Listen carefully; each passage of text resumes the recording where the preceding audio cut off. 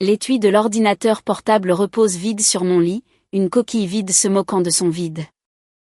Mes mains tremblent alors que je passe mes doigts sur le rembourrage intérieur où mon ordinateur devrait être. L'ordinateur qui contient tout mon projet de fin d'études. Le projet dont la date de remise est demain. Maman. Ma voix se brise alors que j'entre dans la cuisine. As-tu vu mon ordinateur portable? Il n'est pas dans ma chambre. Maman lève les yeux de son magazine, ses yeux enregistrant à peine ma présence. Non, ma chérie. As-tu vérifié dans le salon?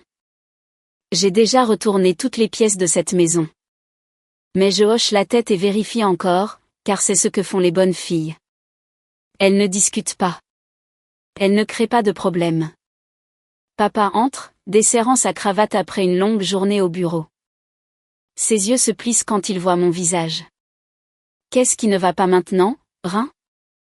Avant que je puisse répondre, la porte d'entrée s'ouvre et Corbin entre nonchalamment, les cheveux en désordre, sentant légèrement la cigarette. Mon estomac se serre. Quelque chose dans sa démarche décontractée, la façon dont il évite mon regard, confirme ce que je suspecte déjà. Où est mon ordinateur portable? Je lui demande directement. Corbin hausse les épaules, se dirigeant vers le réfrigérateur. Je l'ai vendu à Jason Blackwell. Il en avait besoin pour l'université et m'a offert $300. La cuisine devient silencieuse. $300. 4 mois de travail après l'école à Miller's Grocery, à emballer des courses et à supporter les critiques constantes de Miller, parti en un instant. Tu as vendu mon ordinateur portable? Les mots sonnent étrangement dans ma bouche, trop calme pour l'ouragan qui se construit en moi. Celui avec tout mon projet de fin d'études dessus? Le projet dont la date de remise est demain et qui détermine si j'obtiens mon diplôme? Papa s'interpose entre nous. Tu as verrouillé ta porte de chambre, Rein? Je le regarde, l'incrédulité me submergeant par vagues froides. Quoi? Tu sais comment est ton frère? Papa soupire, se frottant le front. Pourquoi créer plus de problèmes? Tu aurais dû le mettre en lieu sûr correctement. Ma gorge brûle alors que des souvenirs remontent sans invitation. Le mois dernier, quand Corbin a séché l'école pour la 3e fois, je l'ai mentionné au dîner. Le visage de maman s'était durci quand elle m'avait dit d'arrêter de créer des tensions dans la maison. Quand mon examen d'histoire a reçu la meilleure note de la classe, papa avait à peine levé les yeux de son journal. Quand Corbin a réussi les mathématiques avec un D, il l'avait emmené prendre une glace. Je prends une profonde inspiration, me stabilisant contre le comptoir. J'ai besoin de $280 d'ici demain matin pour le remplacer. Je dois finir mon projet. Maman pose son magazine, croisant les mains comme si elle s'apprêtait à expliquer quelque chose à un petit enfant. Chérie, tu sais que nous avons un budget serré ce mois-ci. Pourquoi ne pas utiliser une partie de tes économies pour l'université? Tu peux toujours reconstituer ce fonds plus tard. La suggestion flotte dans l'air. Si raisonnable, si logique. Utiliser mon propre argent pour résoudre un problème que je n'ai pas créé. Emprunter à mon avenir pour compenser les actions de Corbin. Je redresse mon dos, clignant des yeux pour repousser les larmes qui menacent de couler. Sans un mot, je vais dans ma chambre, fermant doucement la porte derrière moi. Crier ferait du bien. Claquer la porte ferait du bien. Mais j'ai appris que le silence est parfois le seul pouvoir que j'ai. À travers les murs fins, j'entends la voix de Corbin dans la cuisine, se plaignant d'avoir faim. La réponse apaisante de maman suit. Je vais te réchauffer le dîner. Il y a du gratin de poulet. Je m'assois à mon bureau, sortant des feuilles de papier et un stylo. Ma main flotte au-dessus de la page blanche. Le projet qui m'a demandé des semaines de recherche et d'écriture n'existe plus que par fragments de mémoire. Les larmes brouillent ma vision alors que je commence à écrire la première ligne, puis la deuxième. J'essuie mes yeux avec le dos de ma main, laissant une tache d'encre sur ma joue. La maison devient silencieuse à mesure que la nuit s'approfondit. Je travaille sans relâche, ma main se contractant, puis s'engourdissant. Des larmes occasionnelles tombent sur le papier, brouillant l'encre en cercle parfait qui sèche en constellation déformée. La preuve d'un chagrin que mon professeur ne comprendra jamais. D'ici demain, j'aurai quelque chose à rendre. Ce ne sera pas ce que cela aurait dû être. Cela ne mettra pas en valeur la recherche ou l'analyse minutieuse que j'avais créée à l'origine. Mais ce sera suffisant pour réussir. Assez pour obtenir mon diplôme. Assez pour me rapprocher d'un pas de la sortie de cette maison où ma voix n'a pas d'importance et mes biens ne m'appartiennent pas vraiment. J'écris toute la nuit, chaque mot une promesse à moi-même. Une promesse qu'un jour, les choses seront différentes. Et maintenant, il est temps de la réaliser. Le lendemain, la lettre d'acceptation de l'université est posée sur mon bureau. Ces bornettes sont maintenant une blague cruelle. 2 ans se sont écoulés depuis que Corbin a vendu mon ordinateur portable. 2 ans à travailler en double poste et à économiser chaque centime. Yale University. Bourse d'études complète. Aide partielle au logement. Le rêve à portée de main. Jusqu'à maintenant. Que entendez-vous par le compte est vide? Ma voix sonne étrange à mes oreilles alors que je serre plus fort le téléphone. La représentante de la banque s'éclaircit la gorge. Le compte a été fermé hier, mademoiselle Ellison. Les fonds ont été retirés en totalité par le co-titulaire du compte. Le sol semble disparaître sous mes pieds. Je m'affale sur mon lit, ma main libre agrippant la couette pour me stabiliser. Ma mère a retiré 19 000 $? Je ne peux pas fournir de détails sur qui a initié la transaction, seulement qu'elle a été autorisée par un co-titulaire du compte. Si vous avez des préoccupations concernant un accès non autorisé. Je raccroche avant qu'elle ait fini. Le fonds universitaire que mes grands-parents avaient commencé quand je suis née. Le fonds auquel j'ai ajouté chaque salaire depuis le lycée. Disparu. Quand j'entre dans la cuisine 30 minutes plus tard, maman et papa sont déjà assis à table. Leurs visages portent des expressions identiques de préoccupation calculée. Une réunion de famille, alors. Le genre où les décisions concernant ma vie ont déjà été prises. Assieds-toi, Rein, dit papa, sans me regarder directement. Je reste debout. Où est mon fonds universitaire? Maman croise les mains sur la table, un geste que j'ai appris à reconnaître comme sa préparation à expliquer quelque chose d'irraisonnable. Corbin a eu des ennuis le week-end dernier. Il avait besoin d'argent pour la caution. Argent de caution, je répète, les mots vides. Il était avec des amis qui avaient de la drogue dans leur voiture. Mauvais endroit, mauvais moment. Maman hoche la tête. L'important, c'est qu'il soit rentré maintenant et que l'avocat pense que nous pouvons réduire les charges. Avec mon fonds universitaire, les mots ressemblent à des pierres dans ma bouche. La famille aide la famille, Rein. Maman tend la main vers la mienne, mais je recule. Tu as toujours été la plus forte. Corbin a besoin de soutien maintenant, pas de jugement. La porte d'entrée claque et Corbin entre nonchalamment dans la cuisine, aussi décontracté que s'il revenait d'un film au lieu de la prison. Ses yeux me lancent un regard. Il sait. Et, petite, dit-il en se dirigeant vers le réfrigérateur. Maman, on a du gratin de poulet restant? Papa lui tape sur l'épaule. Nous expliquions juste à ta sœur la situation juridique. Corbin prend une boisson gazeuse, ouvrant la languette avec un bruit sec. Ouais, c'est juste un gros malentendu. Le juge va probablement rejeter ça le mois prochain. Il me regarde avec expectative, attendant mon acceptation habituelle et silencieuse. Ma lettre d'acceptation me brûle dans la poche où je l'avais fourrée avant de descendre. Je commence à Yale dans 8 semaines. Le sourire de maman se crispe. À ce propos, ma chérie. Nous pensons qu'il serait peut-être préférable que tu prennes une pause. Reste près d'ici. Le collège communautaire a des cours du soir que tu pourrais suivre tout en travaillant. Ta mère a raison, ajoute papa. Nous devons nous concentrer sur le fait de faire passer Corbin à travers cette période difficile. En tant que famille.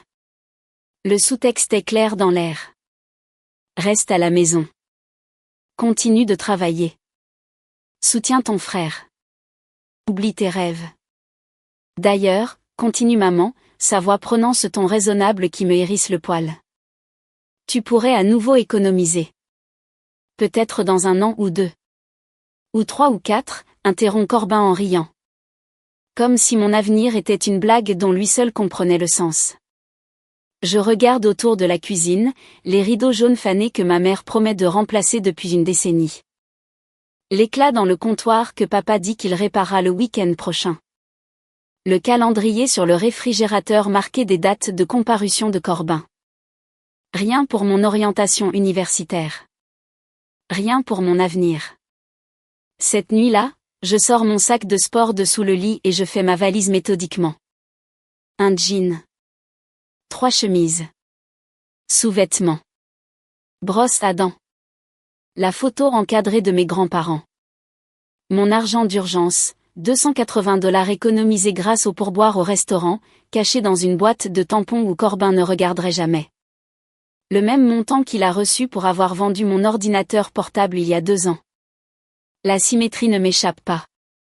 Le matin me trouve chez Alès Auto, fixant une Dodge Van bleue délavée de 2004 avec des taches de rouille sur les passages de roue comme une maladie. Elle n'est pas belle. Ma collègue Tina dit en tapotant le capot. Mais le moteur est solide. Mon oncle la faisait bien fonctionner. $300, c'était le prix demandé, mais je peux vous faire $280. Je passe ma main sur le panneau latéral. La fourgonnette est usée mais robuste. Un abri que je peux posséder entièrement.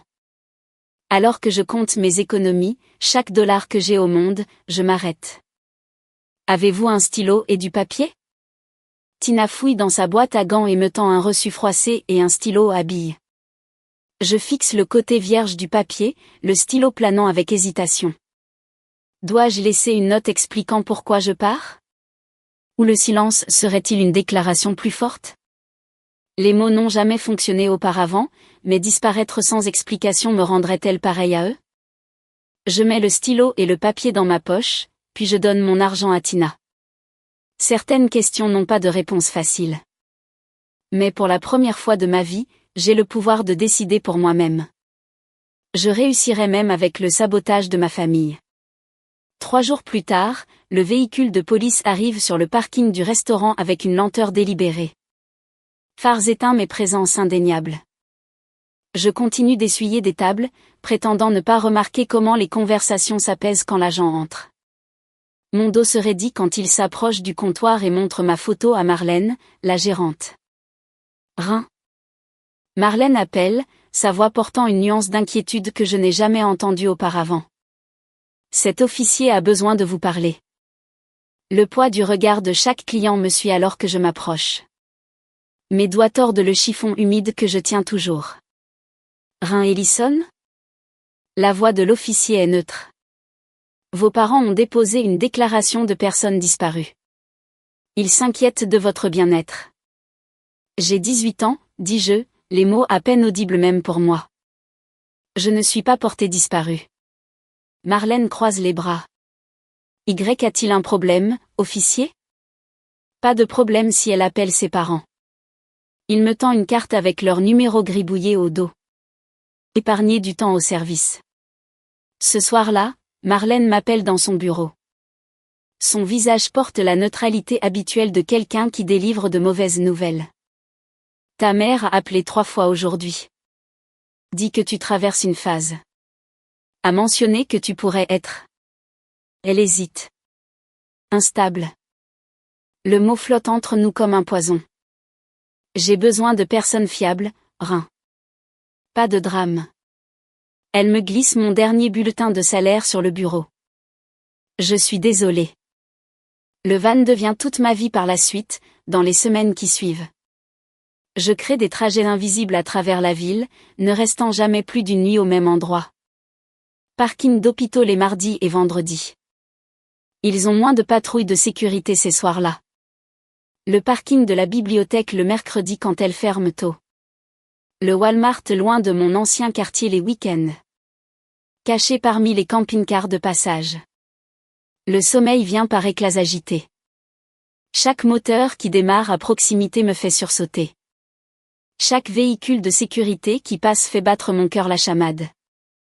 J'apprends à dormir assise, le pied près de la pédale d'accélérateur. Prête. Les pires nuits sont celles où la pluie tambourine sur le toit. Pas à cause du bruit, mais parce que la condensation embue les vitres, obscurcissant ma vue des menaces potentielles.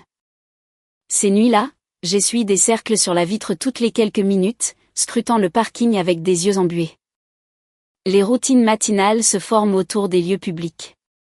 Le centre de loisirs facture $2 pour une douche. La salle de bain de la bibliothèque a de grands lavabos où je peux laver mes sous-vêtements et les faire sécher dans le van plus tard. Je me brosse les dents dans les toilettes des stations-service, chronométrant mes visites entre les horaires des routiers. Ma plus grande peur se matérialise sous la forme d'un bruit de grincement étrange lorsque je tourne la clé un matin. Le van Tang me démarre. Je retiens mon souffle à chaque feu rouge, terrifié qu'il puisse tomber en panne.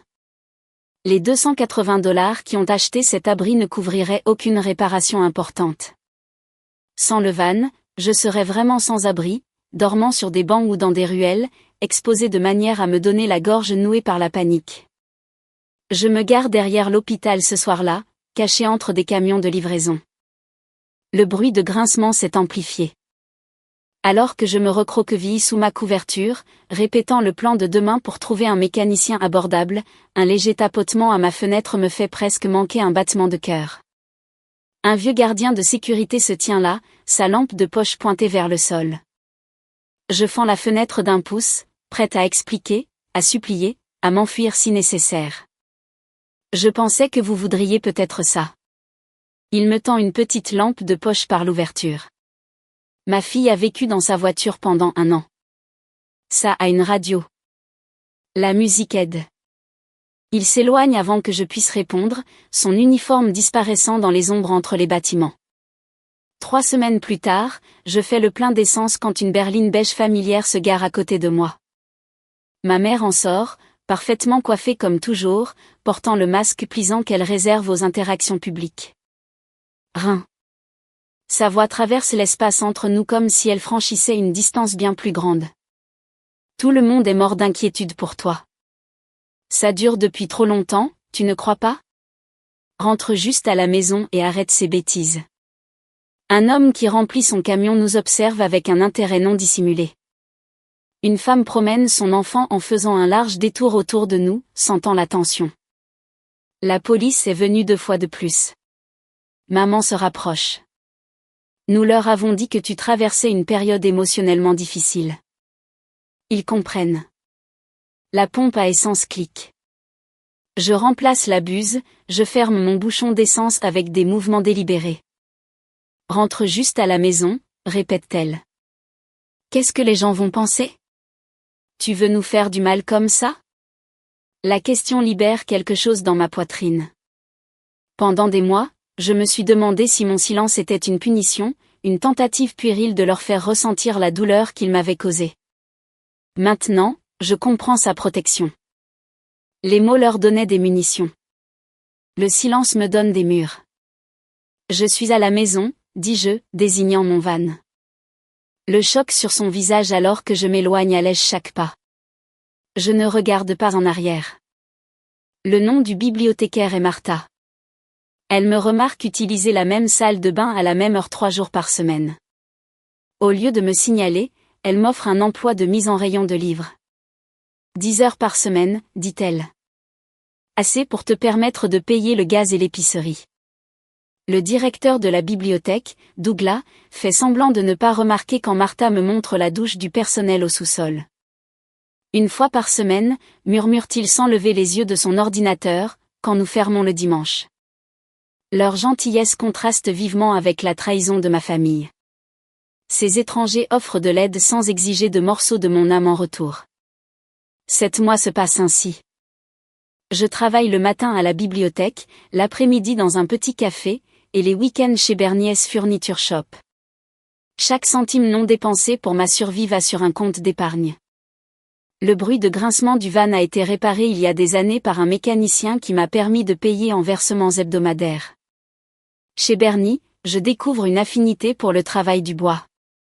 Il me surprend un jour à étudier une commode antique, passant mes doigts sur les joints en queue d'aronde. « Tu veux apprendre à les restaurer ?» demande-t-il.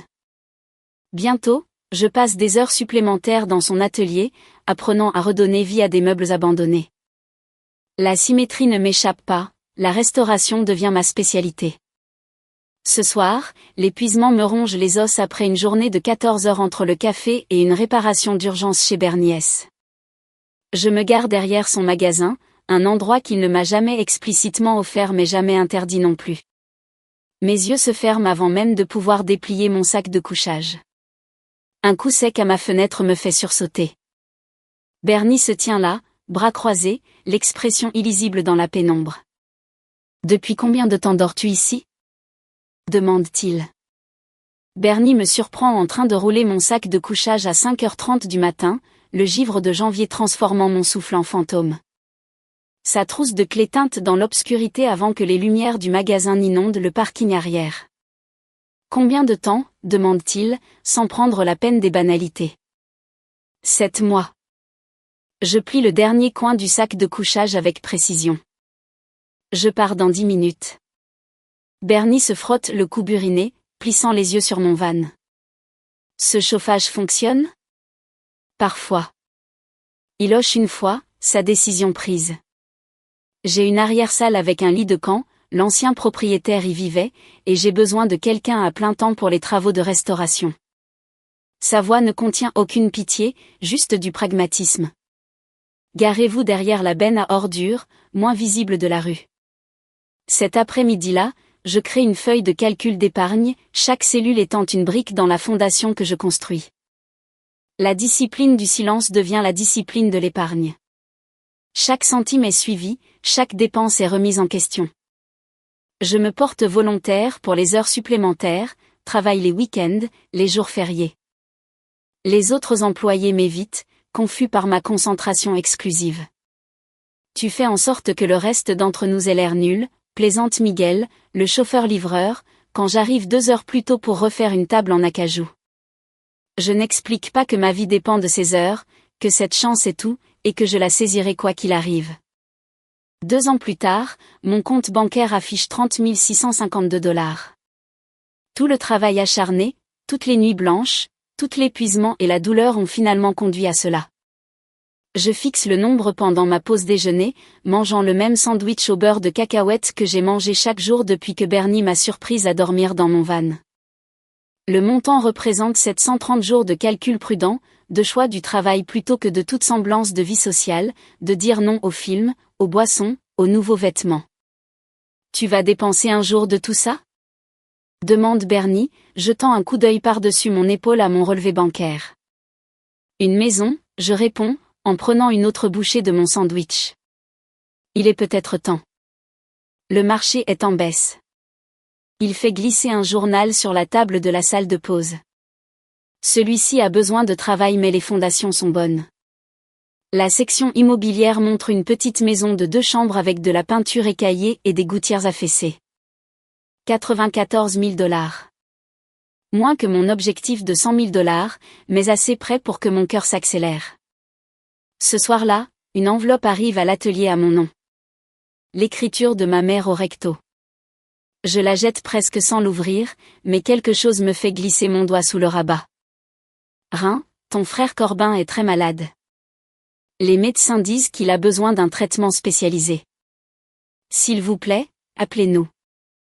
Nous avons besoin de votre aide. La famille aide la famille. Un numéro de téléphone pour le Memorial Hospital suit. J'appelle pendant ma pause de l'après-midi. Je demande des informations sur le patient. Corbin Ellison ? Laissez-moi vérifier. Une pause. Aucun patient portant ce nom n'a été admis au cours des 6 derniers mois. Je raccroche, un poids froid s'installant dans mon estomac. Un autre mensonge. Une autre tentative de me ramener dans leur orbite de besoin et de manipulation. Au lieu de la rage, je ressens une étrange clarté. Cette nuit-là, je transfère l'argent que je leur aurais envoyé, 500 $ que j'avais mentalement mis de côté au cas où l'urgence serait réelle, dans mon fonds pour la maison. 2 semaines plus tard, l'agent immobilier me fait visiter la petite maison de Maple Street. Le tapis sent le chien. Les armoires de cuisine pendent de travers. Mais la fondation est solide. Le toit est assez neuf. Voulez-vous inviter la famille à la voir avant de prendre une décision? Demande-t-elle, feuilletant son presse-papier. J'hésite, ma main sur la rampe d'escalier écaillée. Était-il temps de reconstruire ces ponts? Ou inviter eux dans ma nouvelle vie risquerait-il tout ce pourquoi j'avais travaillé? Non, je réponds finalement. Mais mon patron pourrait jeter un œil aux éléments structurels. Bernie arrive le lendemain avec sa boîte à outils, tapotant les murs et rampant sous la maison. Sa femme Marla suit avec un carnet, listant les dimensions des meubles. J'ai 3 commodes et une table de cuisine en stock. Elle explique. Surplus du magasin. Prends ce que tu veux. Je peux payer, dis-je rapidement. Marla rit. Bernie dit que tu vis comme un moine depuis 2 ans. Considère ça comme un investissement dans une bonne cliente. Quand je signe les papiers une semaine plus tard, mes mains restent fermes. Le stylo ne tremble pas. L'argent est transféré de mon compte sans fanfare. Les clés semblent incroyablement légères pour des objets représentant tout ce pourquoi j'ai travaillé. Ce soir-là, je visse une seule lumière de Porsche, la chaude lueur illuminant le petit coin de pelouse qui m'appartient désormais. Sur un coup de tête, je prends une photo et la poste en ligne avec la légende « De la vie en van à ma vie ». En quelques heures, mon téléphone est inondé de messages de cousins, de parents éloignés, d'anciens camarades de classe, de personnes qui ne m'avaient jamais remarqué quand j'ai disparu. Un message de ma cousine Tara retient mon attention. Tellement heureuse pour toi. As-tu entendu parler de Corbin et Léna? On dirait qu'ils ont des problèmes de mariage. Puis le texte de mes parents arrive. Jolie maison. Envoyez-nous votre adresse pour que nous puissions vous poster un cadeau de pendaison de crémaillère. Je coupe mon téléphone et m'assieds sur les marches de mon perron, regardant les ombres jouer sur ma nouvelle pelouse. Pour la première fois depuis des années, j'ai quelque chose qu'ils veulent. Et pour la première fois, j'ai quelque chose qui vaut la peine d'être protégé. Et je ne laisserai personne me le prendre. 2 semaines passent en un clin d'œil. La sonnette retentit 3 fois de manière successive. Je me fige, mon pinceau suspendu au-dessus de la plainte que je rafraîchis toute la matinée. Personne ne connaît mon adresse sauf Bernie, sa femme, et la quincaillerie locale qui me livre mes fournitures. J'essuie mes mains sur un chiffon et je m'approche de la porte avec prudence. Le Judas révèle une vision qui transforme mon sang en eau glacée. Maman, papa, Corbin, et une femme visiblement enceinte, que je suppose être Léna, tous debout sur mon porche avec des sourires radieux et expectatifs. Mes doigts hésitent sur le verrou. Pendant un moment, j'envisage de faire semblant de ne pas être à la maison, mais leur voiture garée dans mon allée rend cela impossible. J'ouvre la porte juste assez pour me tenir dans l'entrebâillement. Surprise! Chante maman, les bras étendus comme si elle attendait un câlin. Nous t'avons enfin trouvé. Papa rayonne d'une gaieté non naturelle. Regardez cette charmante petite maison. Parfaite maison pour débutants. Le mot « débutant » s'installe entre nous comme un avertissement. Je reste silencieuse dans l'encadrement de la porte, ne les invitant ni à entrer ni à partir. Mon silence les a toujours mis mal à l'aise. Aujourd'hui ne fait pas exception. Tu n'as pas l'intention de nous inviter à entrer? Demande maman, son sourire se fissurant légèrement. Nous avons fait tout ce chemin. Je recule, leur permettant d'entrer, car une confrontation sur mon porche attirait l'attention des voisins que j'ai à peine rencontrés. Ils me dépassent, leurs yeux parcourant chaque surface de ma maison, évaluant, calculant. Beau travail dans le salon, dit Corbin, passant sa main le long de ma bibliothèque. Le sous-sol est-il terminé? Léna et moi pourrions aider aux rénovations pendant que nous restons là-bas. Léna acquiesce avec empressement, une main posée sur son ventre arrondi. Corbin dit que tu as beaucoup de place pour nous. La présomption est si audacieuse qu'elle me coupe momentanément le souffle. Je les regarde se déplacer dans ma maison comme s'ils la possédaient déjà. Papa vérifie la pression de l'eau dans la cuisine. Maman ouvre mon réfrigérateur avec un TSK de désapprobation face à son contenu clairsemé. Corbin disparaît dans le couloir vers les chambres. La famille soutient la famille dans les moments difficiles, annonce maman en s'installant sur mon canapé sans y être invitée. C'est toujours notre façon de faire. Ton père et moi avons réfléchi. Elle continue, tapotant le coussin à côté d'elle. Avec le bébé qui arrive et Corbin sans emploi à nouveau, il est logique qu'il reste ici pendant qu'ils se remettent sur pied. Corbin réapparaît, hochant la tête. Nous aurions besoin de la chambre principale, bien sûr. La chambre d'enfant pourrait aller dans cette deuxième chambre que tu utilises comme bureau. Il sort un papier plié de sa poche. J'ai rédigé quelques règles de maison. Des choses basiques, heure de silence, emploi du temps de la salle de bain, tâches ménagères. Papa hoche la tête avec approbation. Très responsable, mon fils. La familiarité de ce moment, leur mépris désinvolte pour mes limites, leur présomption de ma conformité envoie une vague de chaleur à travers ma poitrine. Cette onde d'indépendance se cristallise en une clarté parfaite. Sans un mot, je vais dans mon bureau et reviens avec un dossier en cuir. Je l'ouvre sur la table basse et j'étale 7 ans de relevés financiers, de documents de propriété, et le titre de propriété de ma maison, mon nom seul, sur chaque page. Cette maison n'est pas assez grande pour des invités, dis-je, ma voix ferme et claire. Je dois me concentrer sur les rénovations. Le visage de maman rougit. Mais nous sommes une famille, tu ne peux pas juste. Je peux, interrompis-je, le son de ma propre voix surprenant par sa certitude. Et je le suis. Papa se redresse, adoptant la posture sévère qui me faisait autrefois reculer. Rein, sois raisonnable. Corbin et Léna ont besoin d'aide.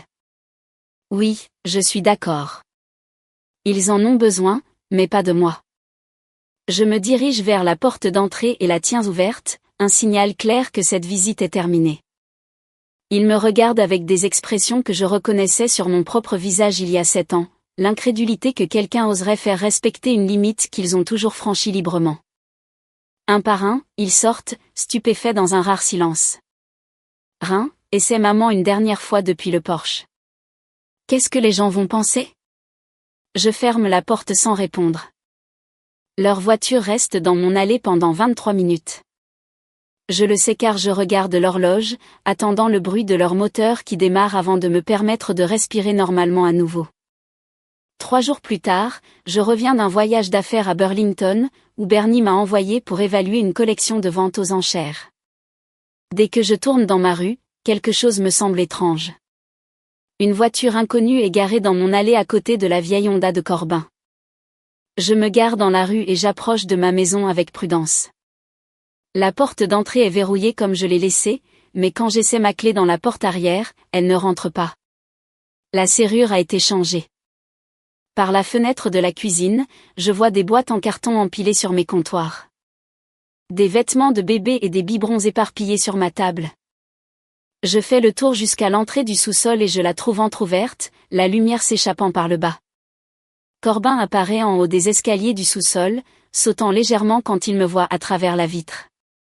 « Salut, sœur », appelle-t-il à travers la porte, sa voix étouffée. Surprise, pendaison de crémaillère. Nous avons emménagé pendant ton absence. Quand je ne réponds pas, il déverrouille la porte, l'ouvrant avec une confiance imméritée.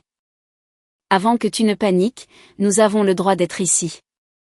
Il tient un bail froissé. Contrat de location, signé par papa comme témoin. Nous avons établi notre résidence, ce qui signifie que tu ne peux pas nous expulser sans procédure d'expulsion formelle. Léna apparaît derrière lui, protégeant son ventre. C'est juste jusqu'à ce que le bébé arrive, puis peut-être quelques mois après. Corbin sourit à mon silence, le confondant avec la soumission. Je t'avais dit qu'elle ne se battrait pas. Il se tourne vers Léna. Je t'avais dit qu'elle n'allait pas se défendre. Je sors mon téléphone de ma poche et commence à enregistrer. Lentement, méthodiquement, je documente la serrure cassée, le cadre de porte endommagé, les boîtes de leurs affaires déjà déballées dans ma cuisine. Je filme Corbin tenant le bail falsifié, capturant sa smug explication sur la façon dont ils ont établi leur résidence pendant mon absence. Quand j'ai rassemblé suffisamment de preuves, je sors et je compose le 911, sans jamais quitter des yeux la fenêtre. Je dois signaler une effraction à ma résidence, dis-je d'une voix calme. Les intrus sont toujours à l'intérieur. Le choc sur le visage de Corbin quand deux voitures de police arrivent est presque à la hauteur de la violation de mon domicile. Il se précipite dehors, le bail en main, sa confiance s'évaporant lorsque les officiers examinent la serrure cassée et regardent mes preuves vidéo. C'est une affaire de famille, insiste Corbin, sa voix s'élevant. Tu es ma sœur. Monsieur, la famille peut quand même commettre des effractions, explique l'officier le plus âgé, examinant le document. Ce n'est pas un bail légalement contraignant, et même s'il l'était, changer les serrures sans la permission du propriétaire est illégal. Alors qu'ils escortent Corbin et Léna vers leur voiture pour collecter leurs identifiants, je croise le regard de Corbin. La révélation s'installe lentement sur ses traits. Mon silence n'a jamais été une faiblesse. C'était une stratégie. 2 mois passent sans contact de l'un d'eux. Par le biais de cousins sur les réseaux sociaux, j'entends des rumeurs selon lesquelles Corbin et Léna se seraient séparés. Mes parents ont complètement disparu des posts familiaux et des photos de vacances, comme s'ils avaient été discrètement effacés. Un mardi après-midi, je plante des bulbes de tulipes le long de mon allée d'entrée quand une voiture se gare dans mon allée. Corbin en sort seul, berçant un petit paquet contre sa poitrine. Son fils dort paisiblement dans ses bras alors que Corbin se tient de manière incertaine au bord de ma propriété, attendant la permission de s'approcher.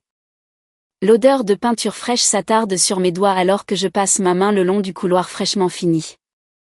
3 couches de tranquille down recouvrent des murs qui étaient autrefois marqués par les souvenirs de quelqu'un d'autre. À chaque coup de pinceau, j'ai récupéré une autre parcelle d'espace qui m'appartient vraiment. Par la fenêtre, j'aperçois mon ancienne fourgonnette garée dans l'allée, n'étant plus une nécessité mais un trophée. 7 ans que cette carcasse de métal m'a gardée en sécurité, et maintenant elle est propre et fière sur ma propriété, un témoignage du chemin parcouru. Je touche le loquet de la fenêtre, une fenêtre que j'ai installée moi-même le mois dernier et je souris à son léger désalignement. Pas parfait, mais à moi. Mon bureau à domicile occupe ce qui était censé être une salle à manger. Pas de repas formel nécessaire quand on mange debout au comptoir de la cuisine la plupart des soirs. À la place, un solide bureau en chêne domine l'espace, sauvé du tas de rebut chez Bernie et restauré avec 60 heures de mon travail. Le bureau abrite mon ordinateur portable payé intégralement, protégé par mot de passe, sauvegardé sur 3 endroits différents. Sur le mur au-dessus sont accrochées ma première fiche de paie de la bibliothèque, la clé de mon van, et maintenant, mon certificat d'achèvement de cours en comptabilité de base. L'éducation prend de nombreuses formes. La bibliothécaire m'avait dit cela quand j'avais avoué que mon rêve d'éducation avait été volé. 5 cours en ligne plus tard, je suis à mi-chemin d'un diplôme que personne ne peut me retirer. La sonnette retentit, me surprenant toujours après des mois de possession. Par le Judas, je vois Corbin se balancer d'un pied sur l'autre, son sac de nuit jeté sur son épaule. La feuille de règle crisse dans sa main. Tu es en avance, dis-je, ouvrant la porte exactement de 6 pouces. L'heure de départ du van n'est pas avant midi demain. Jadon a de la fièvre. Sa voix manque de l'arrogance qu'elle portait autrefois. Le van devient froid la nuit. J'étudie son visage à la recherche de traces de manipulation, mais je ne trouve qu'épuisement. Chaussures enlevées à la porte. Vaisselle faite avant le coucher. Ne pas entrer dans ma chambre ou mon bureau pour quelque raison que ce soit. Je connais les règles, Rein. Il me tend le papier où j'avais décrit les 14 limites en lettres précises. Sa signature en bas semble plus petite. De nuit, lui rappelle-je, me reculant. Autrefois, il aurait pris toute la maison. Maintenant, il dort sur mon canapé convertible et lave ses propres draps. Le frère qui a vendu mon avenir suit mes instructions sur les placards qu'il a le droit d'ouvrir. Les mêmes mains qui prenaient autrefois sans demander frappent maintenant avant d'entrer dans les pièces. Certaines leçons viennent par le silence, d'autres par des contrats écrits que j'applique sans excuse. Plus tard ce soir-là, les phares balaient mon salon alors que le camion de Bernie se gare dans l'allée. Sa femme Carole porte une plante en pot avec des fleurs jaunes, et derrière eux, Martha de la bibliothèque sert une bouteille de vin. À la construction de maisons, pas seulement de maisons, brinda Bernie une fois installé sur le porche que j'ai construit avec du bois qu'il m'a appris à choisir. La lumière du soir adoucit leur visage. Ces gens qui m'ont aidé sans obligation, qui ont donné sans me prendre des morceaux de moi en retour, leurs rires remplissent les espaces de ma maison que le silence occupait autrefois. Après leur départ, je regarde Jadon construire des tours avec des blocs sur le sol de mon salon. Sa sœur fait la sieste dans le lit parapluie que Corbin a installé précisément où je l'avais indiqué. Sur mon étagère, les manuels de comptabilité côtoient les guides de restauration de meubles et la lettre de Bernie m'offrant un partenariat dans le magasin. Quand les phares balaient à nouveau mon allée, mon estomac se serre. Mes parents sortent de leur voiture, se tenant maladroitement sur la passerelle que j'ai posée moi-même, pierre par pierre. Nous avions tort, dit mon père quand j'ouvre la porte. Les 3 mots flottent entre nous, insuffisants mais sans précédent. Je ne les invite pas à entrer. Au lieu de cela, je fais signe vers les chaises sur le porche, une zone tampon entre mon sanctuaire et leurs regrets. Alors que je regarde mes parents assis rigidement sur mon porche, je me demande si certaines relations peuvent être reconstruites sur des fondations plus solides, ou si certains dommages sont trop profonds pour une véritable réparation. Maintenir la distance est parfois la forme de pardon la plus saine? À l'intérieur, Jadon rit de ces blocs qui tombent. Demain, je lui apprendrai à construire quelque chose qui tient debout.